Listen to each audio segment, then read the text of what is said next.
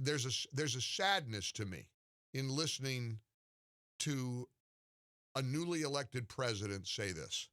We have never fully lived up to the founding principles of this nation, to state the obvious, that all people are created equal and have a right to be treated equally throughout their lives. Never lived up to that. And it's to time state to the act ev- now, to not state only- the obvious. David says Joe Biden is right. Hi, David. Hi, how you doing? Good. How are you? I'm fine. Good. Stating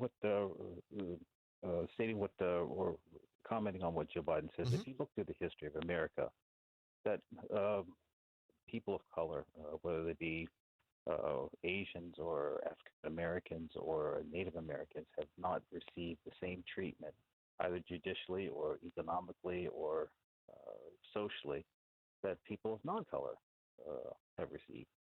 I'm really perplexed at how you make a blanket condemnation. While I certainly would spend all day agreeing with you that there are all kinds of instances of racism, there are instances of bigotry, hatred. Of course, you're so right that there are people that have been discriminated against. When you say people have never, or you're saying that every single minority has always been discriminated against in America? Now we're getting into semantics, Mike. Well, I'm not. It's important. You either think this country is great or you don't, and you either think that racism doesn't define us or you do, right? Is that fair?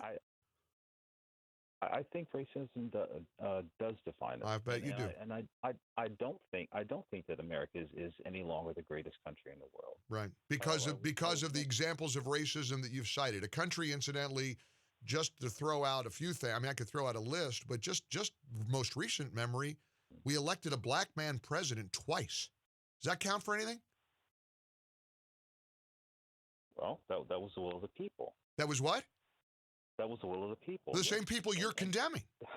Okay, Jesus Christ! Now we're lumping it. It's either there are gray zones here. It's not everything. It's not entirely. Well, that's my point. It's not. That's what I'm trying to say to you. It's not all or nothing. You said we.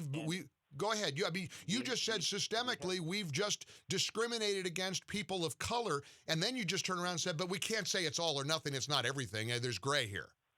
There are grays, because if it was black and white, then this would be South Africa with the apartheid all over again. But it's not that bad in that degree. It's not that we're not quite as bad as South Africa and apartheid, but you must think we're close.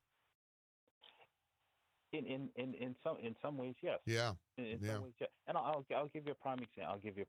Mm-hmm. It wasn't that long ago. It was in 1992. I used to train horses, and I was traveling from Lexington, Kentucky, to Florida. I was driving along with a white kid. We stopped someplace in rural Georgia. It was rural Georgia at a service station. Okay. To put gas in the car. Walked in with the guy. And there were only two other people in the store: the clerk and I guess someone else that was working there.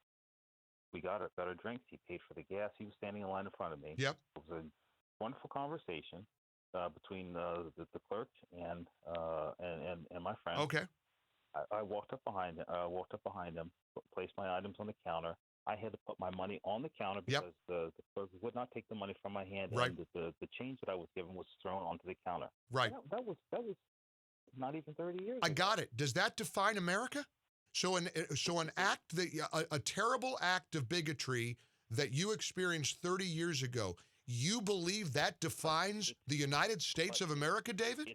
It's a subversive. It is a what's the word I'm looking for? Subcutaneous. It's not. Some places it bubbles up to the top.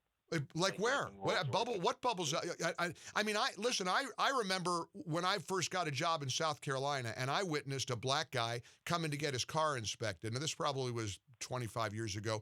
That was when you got your cars inspected at the gas station. And I went in to get my car inspected. They were inspecting my car. Black guy comes in, and the guy at the service station tells the black guy, "Sorry, we're not inspecting any more cars today." And the black guy says, "Oh, okay," and drives away. And then another white guy pulled in. And of course, they inspected his car. And David, it stayed with me. It'll stay with me. I'll never forget it. I was witnessing in real time with my own eyes.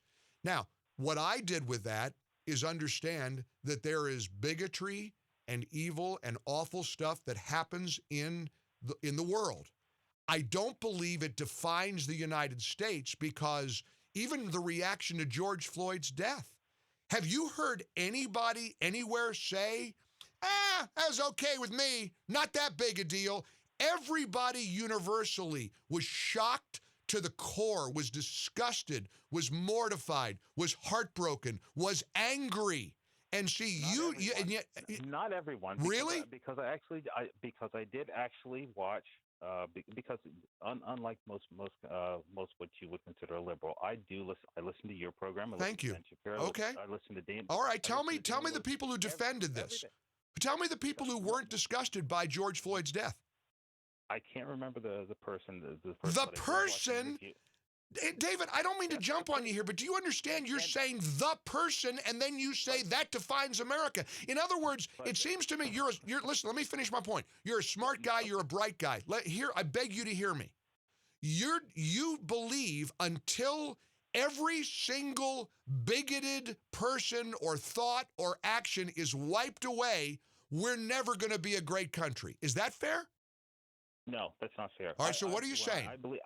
I believe that when it becomes the exception rather than the rule, then we'll become. All right, I want you to be honest with me. You be truthful with me. You think any dimwit who doesn't realize how awful George Floyd's death was is the rule or the exception? I think that is the. It should be the exception. Is it? Do you think most people in America, do you think America, the country that you seem to have such a dim view of, do you honestly think that anybody who could have defended or excused the awful death of George Floyd, you think they're the rule? That's typical? No. All right. Well, then we're on to something, because you know what? You're talking about exceptions, and you're talking about aberrations, and you're not talking about what defines this country, and I think you know it. And if you think it through, David, trust me, I'm with you. We got a long way to go. There's a lot of things we can and should do better. When you compare us to apartheid, and I don't doubt that that's your real view, it's just sad, because you want to discount the vast majority of people who don't have a racist bone in their body, the vast majority of Americans who love our fellow man, the vast majority of Americans who are repulsed by bigotry and hatred, the vast majority of Americans who lift each other up. And instead, you go to an incident 30 years ago or an incident from me 25 years ago and you say, see, there was bigotry. And that defines this country. That's why you hear Joe Biden say we've never lived up to the promise, and you agree with him. And it makes me very, very sad. I hope you'll reconsider your view, David. I appreciate the exchange. Thanks.